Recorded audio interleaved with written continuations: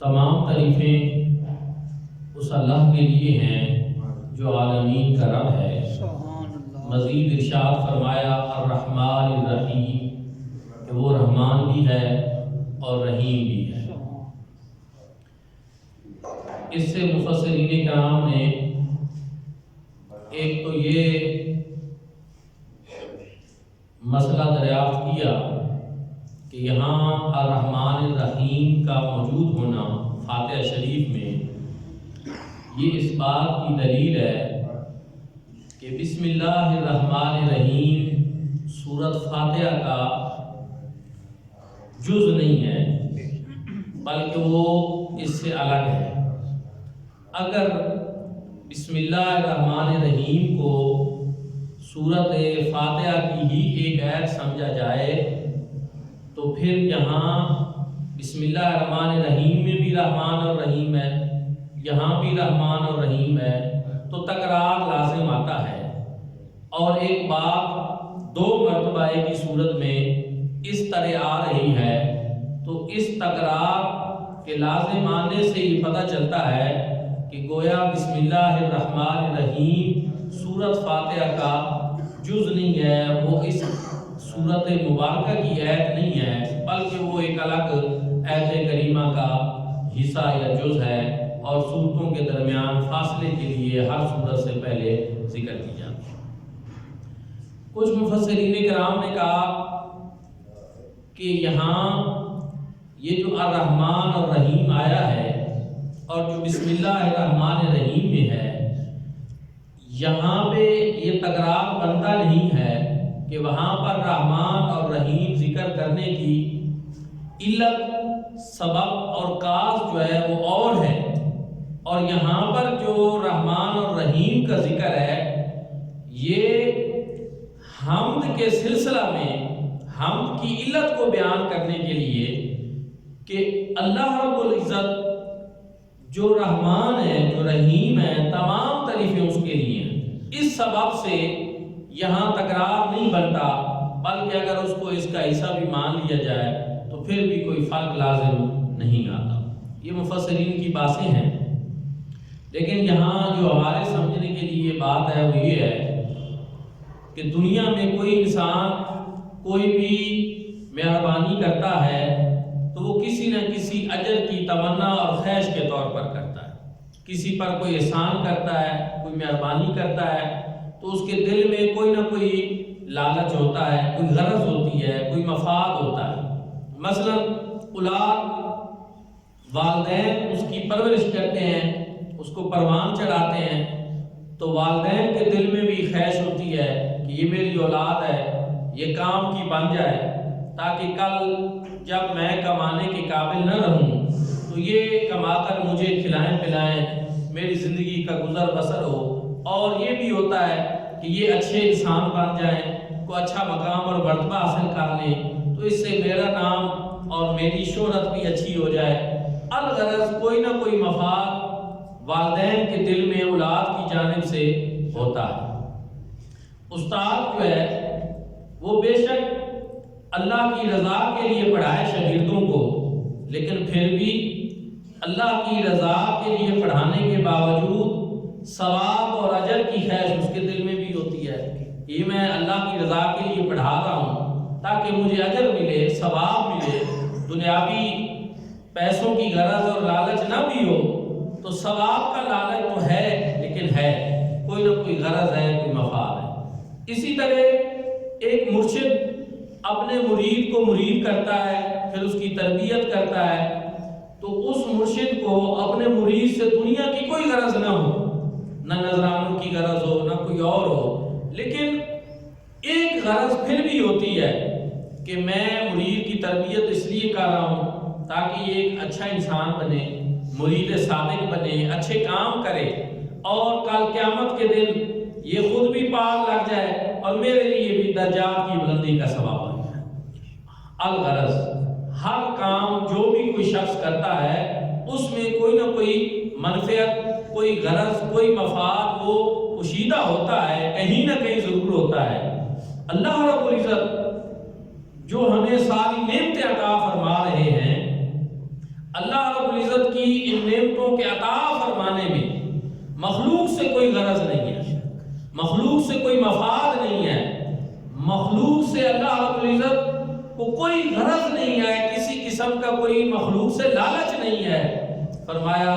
کہ تمام تعریفیں اس اللہ کے لیے ہیں جو رب العالمین بھی ہے اور رحمان اور رحیم، اس کو مخلوق سے کوئی لالچ نہیں ہے، اس لیے فرمایا کہ وہ رحمان اور رحیم۔ حدیث پاک میں ہے اللہ رب العزت نے، حدیث قدسی اللہ رب العزت نے ارشاد فرمایا کہ ساری مخلوق جو زندہ ہیں وہ بھی اور جو فوت شدہ ہیں وہ بھی، اگلے اور پچھلے، مردہ اور زندہ، سارے جمع ہو کر سارے متقی بن جائیں، متقی بن جائیں، پرہیزگار بن جائیں اور میرے ماننے والے بن جائیں۔ ساری مخلوق اگلے پچھلے مردہ اور زندہ مل کر بھی میری جو خدائی ہے اس کے اندر فرمایا جناح بعوضۃ، جو مچھر کا ایک پر ہوتا ہے، مکھی کا ایک پر ہوتا ہے، اس کے برابر بھی اس میں کوئی اضافہ نہیں کر سکتے۔ سارے ماننے والے بن جائیں، اگلے پچھلے اکٹھے ہو جائیں اور وہ مل کر بھی متقی بن جائیں، پرہیزگار بن جائیں، تو اللہ رب العزت کی خدائی میں اور اس کے مالک ہونے میں، اس کے رب ہونے میں وہ مچھر کے پر برابر بھی کوئی اضافہ نہیں کر سکتے۔ پھر فرمایا ایک اور حدیث قدسی میں پھر ارشاد فرمایا کہ اگر وہ سارے لوگ تمہارے سارے اگلے پچھلے اکٹھے ہو جائیں اور مردہ اور زندہ اکٹھے ہو جائیں اور سارے کے سارے فاسق و فاجر ہو جائیں، رب تعالیٰ کی نافرمانی کرنے والے ہو جائیں، فرمایا میری خدائی میں وہ مکھی اور مچھر کے پر برابر بھی نقصان کرنے والے کوئی نقصان نہیں کر سکتے۔ اس سے پتہ ہی چلا کہ ساری مخلوق عبادت کرے پھر بھی اللہ رب العزت کو کوئی فائدہ نہیں دے سکتی۔ اللہ کی ساری مخلوق منکر ہو جائے اور فاسق اور فاجر ہو جائے اور نافرمانی میں مبتلا ہو جائے، پھر بھی رب تعالیٰ کی خدائی میں کوئی نقصان نہیں پہنچا سکتی۔ میرے بھائی اور دوستو، تو پھر اللہ رب العزت نے یہ ہمیں نعمتیں کیوں دی؟ کسی لالچ کی غرض سے، کسی فائدہ کے لیے یا کسی نقصان کے لیے؟ مخلوق تو اس کا نہ کوئی فائدہ کر سکتی ہے نہ اس کا کوئی نقصان کر سکتی ہے، تو پھر مجھے کہنے دیجئے کہ یہ اللہ رب العزت کا اپنی مخلوق کے اوپر یہ اس کا رحم ہے، یہ اس کا کرم ہے، یہ اس کی مہربانی ہے، اور بغیر کسی لالچ اور غرض کے جو اپنی مخلوق کو نعمتوں سے نوازتا ہے، فرمایا وہ رحمان اور رحیم۔ رحمان میں 5 لفظ ہیں اور رحیم میں 4۔ عربی میں الفاظ کی کثرت معنی کی کثرت کے اوپر دلالت کرتی ہے۔ الفاظ زیادہ ہوں اس میں معنی زیادہ ہوتا ہے، معنی کی زیادتی ہوتی ہے۔ رحمان میں 5 الفاظ ہیں اور رحیم میں 4 ہیں، تو اس کی وجہ یہ ہے کہ مفسرین کرام کہتے ہیں کہ رحمان میں جو رحمت ہے اس کا مبالغہ ہے، اس کی زیادتی ہے بنسبت رحیم کے۔ کیوں؟ اس لیے کہ رحمان وہ ہے جو دنیا میں کافر پر بھی رحم فرماتا ہے اور مسلمان پر بھی رحم فرماتا ہے، ہر ایک کے اوپر رحم فرماتا ہے۔ تو اس لیے دنیا کے لحاظ سے اللہ رب العزت رحمان ہے، اور رحیم وہ ہوتا ہے جو آخرت میں صرف مسلمانوں کے اوپر رحم فرماتا ہے، کافروں کے اوپر نہیں۔ دنیا میں کافروں پر رحم کس طرح ہے کہ اگر اللہ رب العزت کی ان کے اوپر رحمت نہ ہوتی تو کفر، اللہ پاک کا انکار کرنے کے باوجود ان کو غذا نہ ملتی، کھانا نہ ملتا، دنیا میں سانس نہ لے سکتے، جب چاہتے رب تعالیٰ ان کا جینا دوبارہ کر دیتے، لیکن اس دنیا میں ان کو اللہ پاک کی نافرمانی، رب تعالیٰ کی منکر ہونے کے باوجود روزی روٹی ان کی مل رہی ہے، دنیا کی نعمتیں ان کو مل رہی ہیں۔ تو اس لحاظ سے یہ بھی اللہ پاک کی ان کافروں کے اوپر ایک رحمت ہے، اور یہ بھی اللہ پاک کا ایک رحم ہے۔ تو اس وجہ سے یہ رحم دنیا میں کافروں پر بھی ہے، مسلمانوں پر بھی ہے۔ اس لیے رحمان میں چونکہ رحم کا مبالغہ ہے، زیادتی ہے، وہ اس لحاظ سے ہے کہ دنیا کے لحاظ سے کہ دنیا میں کافر اور مسلمان سب کے سب اللہ پاک کی رحمت سے مستفید ہو رہے ہیں، اور آخرت میں رحیم جو ہے اس میں مبالغہ نہیں، اس میں زیادتی نہیں، اس لحاظ سے کہ وہاں رحمت جو ہے وہ صرف مسلمانوں کو ملے گی، کافر اللہ پاک کی رحمت سے آخرت میں مستفید نہیں ہو سکتے۔ پھر ایک اور اس میں چیز بھی ہے کہ رحمان جو ہے اس کے اندر ایک تو مبالغہ ہے، زیادتی ہے دنیا کے لحاظ سے بھی، اور رحیم میں کیا ہے آخرت کے لحاظ سے۔ پھر اس کی آپ ترتیب دیکھیں تو چونکہ دنیا میں رحمت سب کو مل رہی ہے اور پہلے مل رہی ہے، آخرت بعد میں آنی ہے، تو رب تعالیٰ نے بھی پہلے رحمان ذکر فرمایا پھر رحیم ذکر فرمایا۔ ورنہ یہ بھی ہو سکتا تھا کہ رحیم پہلے ذکر کیا جاتا، اس میں رحمت کم ہے بنسبت رحمان کے، تو رحمان بعد میں ذکر کیا جاتا۔ لیکن اللہ رب العزت نے جس طرح کی ترتیب تھی کہ دنیا میں کافر اور مسلمان دونوں کو رحمت ملنی تھی، اس لیے رحمان ذکر فرمایا، اور آخرت میں صرف مسلمانوں کو رحمت ملنی ہے تو اس لیے آخر میں رحیم ذکر فرمایا۔ اس کی ترتیب بھی اسی لیے الرحمن الرحیم۔ دوستان ذکر پھر اس میں ایک چیز اور بھی ہے کہ رحمان اور رحیم اللہ رب العزت نے اس لیے ذکر کیا کہ دنیا کے اندر جو ہے جس کو جو نعمت بھی مل رہی ہے اللہ رب العزت کی رحمت سے، اس کے فضل و کرم سے مل رہی ہے، تو پھر دنیا کے اندر اللہ رب العزت نے یہ اس لیے ذکر فرمایا کہ تاکہ لوگ جو ہیں وہ یہ چیز بھی سمجھیں کہ جو ہمیں دنیا میں نواز رہا ہے، ہمیں نعمتیں عطا فرما رہا ہے، تو پھر حمد بھی اسی کی ہونی چاہیے۔ دوسری چیز، رحمان میں جو کہ مبالغہ ہے، الفاظ کی زیادتی ہے، رحیم میں الفاظ کم ہیں، تو اس میں بھی ایک اور چیز بھی ہے، کہتے ہیں کہ بڑی نعمتوں کے لحاظ سے رحمان ذکر کیا گیا اور چھوٹی نعمتوں کے لحاظ سے رحیم ذکر کیا گیا۔ وہ کیسے کہ بڑی نعمتیں بھی اللہ رب العزت دینے والے ہیں، وہ رحمان ہیں، چھوٹی نعمتیں بھی اللہ پاک دینے والے ہیں اور وہ رحیم۔ دنیا میں کیا ہوتا ہے کہ اگر آپ کسی بادشاہ کے کھانے پہ جائیں اور اس نے عالی شان کھانا بنا رکھا ہو اور طرح طرح کی نعمتیں اور لوازمات پڑے ہوں، اور وہاں اس بادشاہ کے پاس جب آپ جائیں تو آپ وہاں پہ کہیں کہ مجھے یہ کھانے وغیرہ نہیں چاہیے، مجھے تو نمک چاہیے، تو وہ یقیناً ناراض ہوگا، اپنے نوکروں چاکروں کو کہے گا کہ ذرا اس کا دماغ درست کرو کہ یہاں بادشاہ کے پاس کس چیز کی کمی ہے، طرح طرح کے یہ مچھلی جو ہے فرائی ہوئی پڑی ہے، یہ تیتر بٹیر پڑے ہیں، بادشاہوں کے کھانے تو بڑے اعلیٰ ہوتے ہیں اور اس کو نمک کی پڑی ہوئی ہے، کیسا یہ عجیب بات ہے۔ یعنی دنیا کا بادشاہ اس سے چھوٹی چیز مانگی جائے تو وہ حد تک محسوس کرتا ہے کہ اس نے اتنا میں بڑا بادشاہ ہوں، اس نے مجھ سے کیا چیز مانگی ہے، دنیا کا بادشاہ حد تک محسوس کرتا ہے۔ لیکن رب تعالیٰ نے یہاں رحمان اور رحیم فرما کر کہ بڑی نعمتیں عطا فرمانے والے کو رحمان کہتے ہیں، چھوٹی نعمتیں عطا فرمانے والے کو رحیم کہتے ہیں، یہ بتا کر کہ الحمدللہ رب العالمین الرحمن الرحیم، کہ رحمان بھی وہی ہے، رحیم بھی وہی ہے، کہ بڑی نعمتیں بھی مانگنی ہے تو مجھے سے مانگو اور چھوٹی نعمتیں بھی مانگنی ہے تو مجھے سے مانگو۔ میں کوئی دنیا کے بادشاہوں کی طرح نہیں ہوں کہ جو صرف بڑی تو دے دوں چھوٹی نہ دوں، نہیں، جو مانگنا ہے بڑی نعمتیں مانگنی ہے وہ بھی مجھ سے مانگو، اور اگر چھوٹی نعمتیں طلب کرنی ہے تو وہ بھی مجھ سے مانگو۔ ایک اور حدیث پاک میں حضور نبی کریم صلی اللہ علیہ وآلہ وسلم نے ارشاد فرمایا کہ تمہاری روٹی کا اور آٹے کا نمک جو ہے وہ تمہارے پاس نہ ہو تو وہ بھی تم اللہ پاک سے مانگو، اور تمہاری جوتی کا تسمہ ٹوٹ جائے تو وہ بھی تم اللہ پاک سے مانگو۔ یعنی یہ چھوٹی سے چھوٹی چیزوں کا ذکر کیا گیا ہے، یہ اس لیے بتایا گیا کہ اگر اتنی چھوٹی چیزیں تم اللہ پاک سے مانگ سکتے ہو تو پھر بڑی چیزیں بھی مانگ سکتے ہو۔ یہ ایک آخری درجہ بتا دیا گیا کہ جیسے آٹے میں نمک جو ہے اس کی کوئی اتنی حیثیت نہیں ہوتی، ہو تب بھی نہ ہو تب بھی، تو فرمایا کہ اگر تمہارے آٹے کا نمک تمہارے پاس نہ ہو تو وہ بھی تم اللہ پاک سے مانگو، اور اگر تمہاری جوتی کا تسمہ ٹوٹ جائے تو وہ بھی تم اللہ پاک سے مانگو۔ مراد کیا ہے کہ ہر چھوٹی اور بڑی چیز جو ہے وہ تم اللہ پاک سے مانگو۔ پھر ایک سوال پیدا ہوتا ہے کہ اگر اس طرح ہر چھوٹی اور بڑی چیز ہم نے اللہ پاک سے مانگنی ہے، آٹے کا نمک بھی، جوتی کا تسمہ بھی، تو پھر یہ جو ہم نبی سے مانگتے ہیں، یہ جو ہم ولی سے مانگتے ہیں، تو پھر یہ تو شرک ہو گیا کہ ہر چیز جب چھوٹی بڑی اللہ پاک سے مانگنی ہے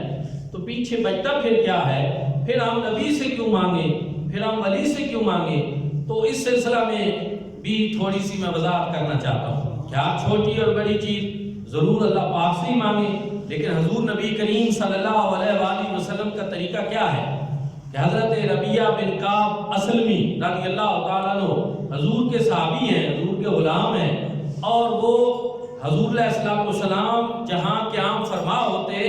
وہ اس دہلیز کے اوپر اس کو سہرانہ بنا کر جو ہے وہ آرام سے وہاں پر سو جاتے، اس لیے کہ حضور علیہ الصلوۃ والسلام کو جب بھی کوئی ضرورت پیش آئے رات کو اٹھ کر وہ مجھے بلائیں تو میں حاضر ہوں۔ نرم کوئی سرانہ اپنے نیچے نہیں رکھتے تھے، بلکہ حضور علیہ الصلوۃ والسلام کی جو چوکھٹ ہوتی تھی جس کو پنجابی میں ہم اڑاٹ کہتے ہیں اور دہلیز جس کو کہا جاتا ہے، اسی پہ سر رکھی، کیوں کہ سخت جگہ پہ سر رکھ کر میں سوں، مجھے زیادہ شدید نیند نہ آئے، تاکہ حضور علیہ الصلوۃ والسلام جب بھی مجھے یاد فرمائیں تو میں حاضر خدمت ہوں۔ یہ ان کا ایک جذبہ تھا۔ پھر وہ پانی گرم کر کے پیش کیا کرتے تھے، اور پھر حضور علیہ الصلوۃ والسلام کے سردیوں میں جو نالین مبارک ہیں وہ اپنے سینے سے لگا کر رکھتے تھے کہ جب حضور علیہ الصلوۃ والسلام نالین طلب فرمائیں تو سردیوں میں وہ ٹھنڈے نالین نہ ہوں، تاکہ آپ کے پاؤں مبارک کو سردی لگے، وہ میری سینے کی گرمی سے گرم ہو چکے ہوں، اور پھر حضور علیہ السلام ان کو استعمال۔ وہ اس طرح کے خدمت گزار، اس طرح کے حضور علیہ السلام کے غلام، دیوانے اور مستانے، تو جو اتنی خدمت کرتے تھے، تو ایک رات انہوں نے جب وضو کرایا حضور علیہ السلام نے ارشاد فرمایا سل یا ربیہ، اے ربیہ ماں۔ دوستان ذی وقار، یہاں حضور علیہ السلام نے سل یا ربیہ جو فرمایا ہے، اس سل میں کوئی قید نہیں لگائی کون سی چیز مانگنی ہے، بڑی یا چھوٹی، دنیا کی یا آخرت کی، مال و دولت، غلام، لوڈیاں، پیسے، کیا مانگنا ہے، حضور علیہ السلام نے کوئی قید نہیں لگائی، اور میں سل یا ربیہ، اے ربیہ ماں۔ مولانا شبیر احمد عثمانی صاحب نے اور علماء دیوبند نے بھی مختلف جگہوں پہ اسی حدیث پاک کی جو تشریح کی، اس میں لکھا کہ حضور علیہ السلام نے گویا ان کو فرمایا کہ تو مجھ سے مانگ، جو بھی تیری حاجت ہے تو وہ مجھ سے طلب کر، جو بھی تیری حاجت ہے تو وہ مجھ سے مانگ، مجھ سے طلب کر۔ حضور علیہ السلام کا ان سے یہ فرمانا کہ جو تجھے چاہیے وہ مجھ سے مانگ، یہ اس بات کی دلیل ہے کہ اللہ رب العزت کے علاوہ بھی جو اللہ کے محبوب ہیں، جو اللہ کے مقبول بندے ہیں، ان سے کچھ مانگنا، اس سے شرک لازم نہیں آتا، ورنہ حضور علیہ السلام کبھی بھی ان کو ایسا ارشاد نہ فرمایا۔ جب حضور نے فرمایا سل یا ربیہ، اے ربیہ مانگ، تو حضرت ربیہ نے کیا عرض کی، اسالو کا مرافقتک فی الجنہ، یا رسول اللہ، جس طرح دنیا میں آپ کے قدموں میں بیٹھنا نصیب ہے، اسی طرح جنت میں بھی آپ کے قدموں میں بیٹھنا نصیب ہے، مجھے جنت میں بھی آپ کی رفاقت چاہیے۔ سبحان اللہ۔ حضور علیہ السلام کے تربیت یافتہ اور فیض یافتہ ہوں تو ان کو پھر مانگنے کا بھی پتہ ہوتا ہے کہ مانگنا کیا ہے۔ آج دریا رحمت جوش میں آیا ہے، حضور علیہ السلام نوازنے پہ آئے ہیں، تو انہوں نے حضور علیہ السلام سے جنت نہیں مانگی، جنت میں حضور علیہ السلام کی رفاقت مانگی کہ مجھے آپ ہی۔ وہ کسی نے کہا تھا کہ تجھ کو تجھی سے مانگ کر مانگ لی ساری کائنات، اٹھتے نہیں ہیں ہاتھ میرے اس دعا کے بعد۔ اللہ کے محبوب کو اللہ کے محبوب سے مانگ لیا، اسالو کا مرافقتک فی الجنہ، جنت میں بھی مجھے آپ کی رفاقت چاہیے۔ حضور علیہ السلام نے ارشاد فرمایا او غیر ذالک،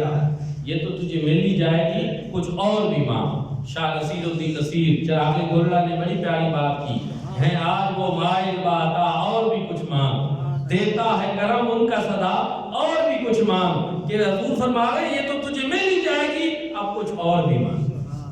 اس نے کیا عرض کی، ہو ذاک یا رسول اللہ صلی اللہ علیہ وسلم، یا رسول اللہ جب اتنی بڑی چیز مانگ لی ہے تو اب پیچھے کچھ مانگنے کے لیے اور بچائیے،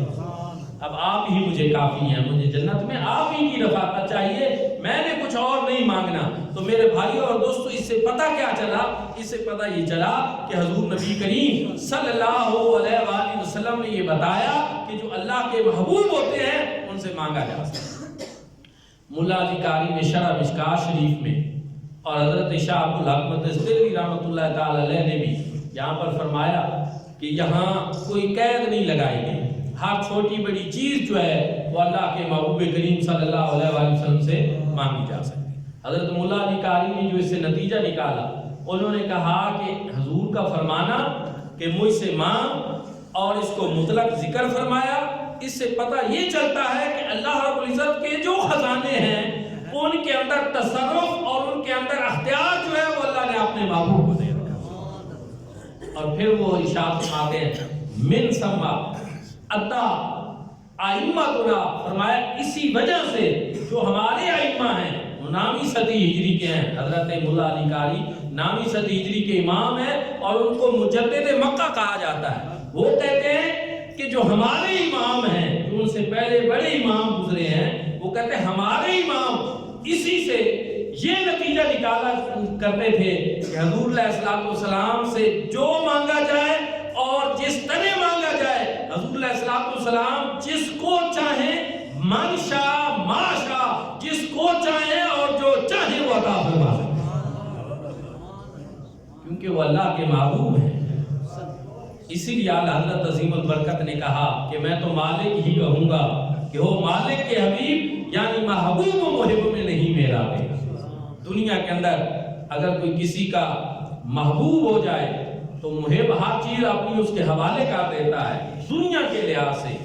सच्ची मोहब्बत हो तो वो इतना बेगर्ज होता है, इतना बेलौस हो जाता है सच्ची मोहब्बत करने वाला दुनिया में, वो अपनी हर चीज अपने महबूब के हवाले कर देता है। तो दुनिया के अंदर कोई बेगर्ज हो और बेलौस हो, वो अपना सब कुछ अपने महबूब के हवाले करता है, तो अल्लाह रब्बुल इज्जत तो हमेशा से ही बेगर्ज और बेलौस है। रब ताला जो है उनको तो वैसे ही किसी से कोई गरज ही नहीं है, तो फिर अल्लाह रब्बुल इज्जत के जितने खजाने हैं वो सारे के सारे रब ताला ने मोहब्बत में अपने महबूब को अता फरमाया। इसलिए मैं तो मालिक ही कहूंगा कि हो मालिक के हबीब यानी महबूब व मुहिब में नहीं मेरा तेरा। अब एक बात और याद रखना कि एक अल्लाह रब्बुल इज्जत का गिरोह है जिनको कुरान ने हिज़्बुल्लाह कहा, ये मेरी जमात है, और एक क्या है, हिज़्बुश शैतान है। रब ताला का ये जो गिरोह है ये रब ताला से मुकाबला करने वाला नहीं, रब ताला की राह से रोकने वाला नहीं, रब ताला का मुखालिफ नहीं, बल्कि ये वलीउल्लाह हैं, ये अंबिया हैं, जो महबूबान बारगाह हैं, ये अल्लाह का रास्ता दिखाने वाले हैं, अल्लाह की तरफ लोगों को ले जाने वाले हैं। रब ताला की अता करदा जो अजमत और शाने हैं, जो अख्तियारात हैं और जो खजाने हैं, उनसे ही आगे मखलूक को अता फरमाना। इसलिए इनसे मांगना जो है ये कोई अलग मामला नहीं है। जैसा कि कुरान मजीद फुरकान हमीद में कई जगह पे रब ताला ने बताया कि जो मेरा महबूब है उसका और मेरा मामला एक सा है। मन युति रसूल फक़द अता अल्लाह, अतीउल्लाह व अतीउ रसूल। और इसी तरह फरमाया इन्नल्लज़ीना युबायिऊनका इन्नमा युबायिऊनल्लाह। इसी तरह फरमाया यदुल्लाह फौक़ अयदीहिम। इसी तरह फरमाया वमा रमैता इज़ रमैता वलाकिन्नल्लाह रमा। इसी तरह रसूलुल्लाह सल्लल्लाहु अलैहि वसल्लम ने हजूर की मोहब्बत को अपनी मोहब्बत करार दिया, हजूर की इताअत को अपनी इताअत करार दिया, हजूर की नाफरमानी को अपनी नाफरमानी करार दिया, और अल्लाह और उसके रसूल सल्लल्लाहु अलैहि वसल्लम की तरफ हिजरत करने को, जिसने हजूर की तरफ हिजरत की उसने गोया अल्लाह और उसके रसूल की तरफ हिजरत की। जिसने हजूर का कहा माना गोया उसने अल्लाह का कहा माना। इस्तजीबु लिल्लाहि व लिरसूल इज़ा दाअकुम। तो इन सारी चीजों से कुरान की आयत से पता चलता है कि रब ताला ने मोहब्बत में महबूब करीम सल्लल्लाहु अलैहि वसल्लम का और अपना मामला एक जैसा रखा है, इताअत में एक जैसा रखा है इन चीजों में। तो इसी तरह मांगने में भी कि अगर कोई अल्लाह के महबूब करीम सल्लल्लाहु अलैहि वसल्लम से मांगे, रब का महबूब समझकर मांगे और ये समझकर मांगे कि जो कुछ भी अल्लाह के महबूब ने देना है वो अपनी जाती हैसियत से नहीं देना बल्कि रब के अता करदा खजानों से देना है, तो उसका ये मांगना जो है ये कोई शिर्क और बिदअत नहीं होगा, बल्कि उसका ये मांगना बिल्कुल दुरुस्त होगा। तो ये ठीक है कि आप छोटी बड़ी चीज अल्लाह से मांगे, लेकिन अल्लाह के अलावा अगर अल्लाह के महबूब और मकबूल बंदों से मांगा जाए तो ये मांगना भी कोई गलत नहीं होता। फरमाया रहमान रहीम, रहमान भी हुई है, रहीम भी हुई है, छोटी चीज देने वाला भी हुई है, बड़ी चीज देने वाला भी हुई है, छोटी चीज अता फरमाने वाला भी हुई है। तो दोस्तान जिनका फिर इरशाद फरमाया मालिक यौमिद्दीन। अब इसके अंदर जो है ना दो किराते हैं। मालिक यौमिद्दीन के मीम के बाद जो है वो अलिफ को साथ मिला लें, मीम ज़बर अलिफ मा बन जाए मालिक यौमिद्दीन, और इसको मालिक यौमिद्दीन भी पढ़ें, अलिफ ना बनाएं। तो इस दोनों तरीके से पढ़ना ये दुरुस्त है। दोनों का माना क्या होगा?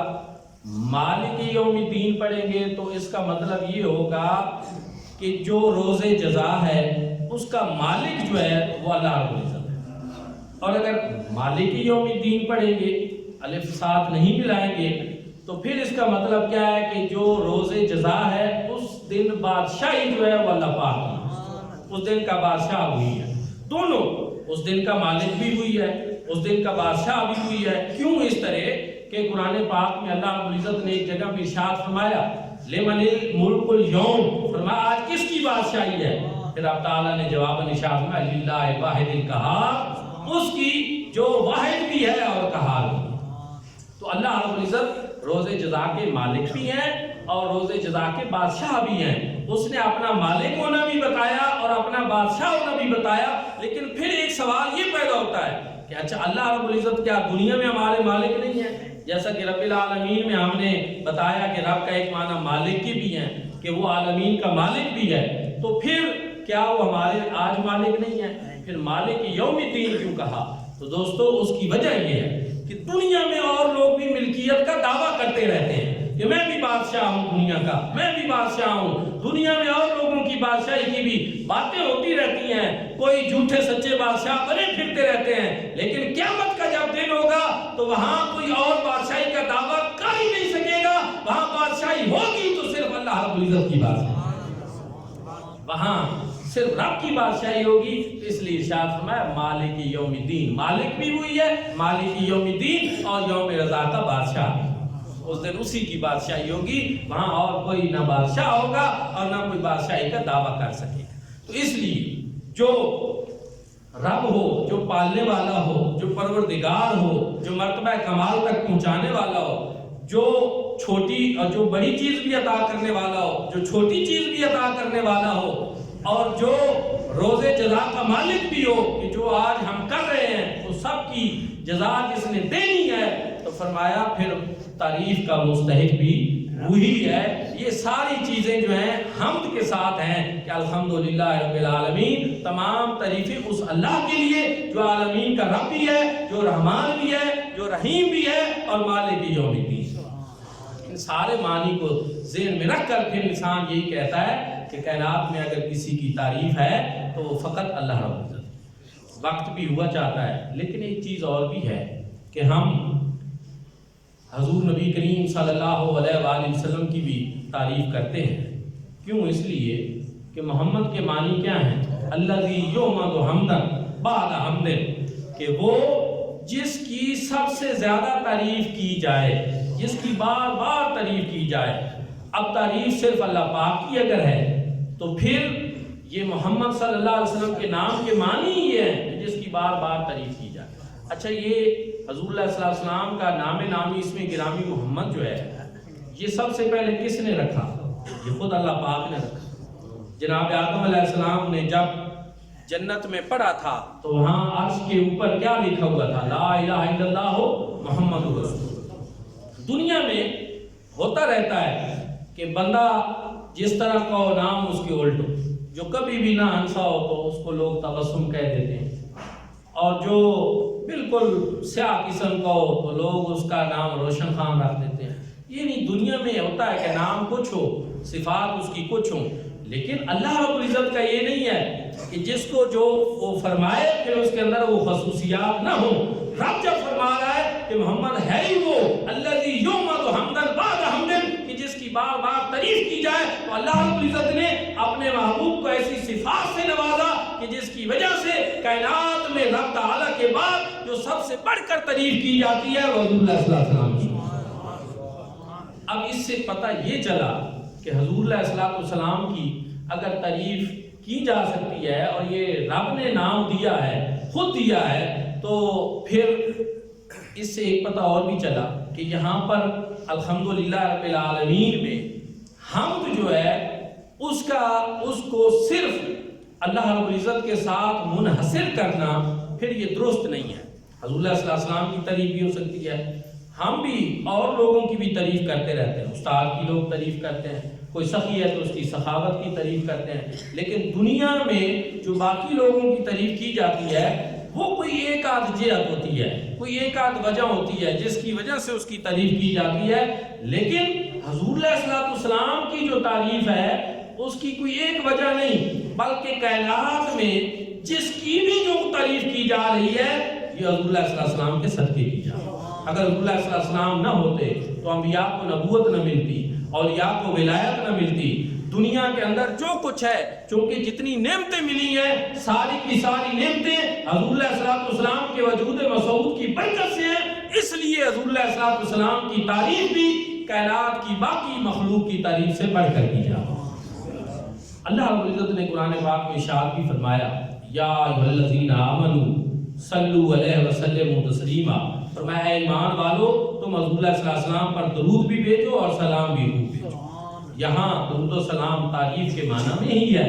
اور ایمان والو یہاں لوگ سمجھتے ہیں کہ ایمان والوں سے مراد صرف انسان ہے، نہیں، بلکہ جو جنوں میں بھی ایمان رکھتے ہیں، جو فرشتوں میں ایمان رکھتے ہیں، اور کائنات کے اندر حجر و شجر برگ و ثمر جو کچھ کائنات کی چیز ہے وہ ساری کائنات کی چیزیں حضور علیہ السلام پر ایمان رکھتی ہیں، اور کائنات کی وہ ہر چیز جو ایمان رکھتی ہے وہ حضور علیہ السلام کی تعریف بھی کرتی ہے، حضور کی حمد بھی کرتی ہے۔ حضرت مولا علی کرم اللہ وجہہ فرماتے ہیں کہ میں ایک مرتبہ حضور علیہ السلام کے ساتھ مکہ سے باہر نکلا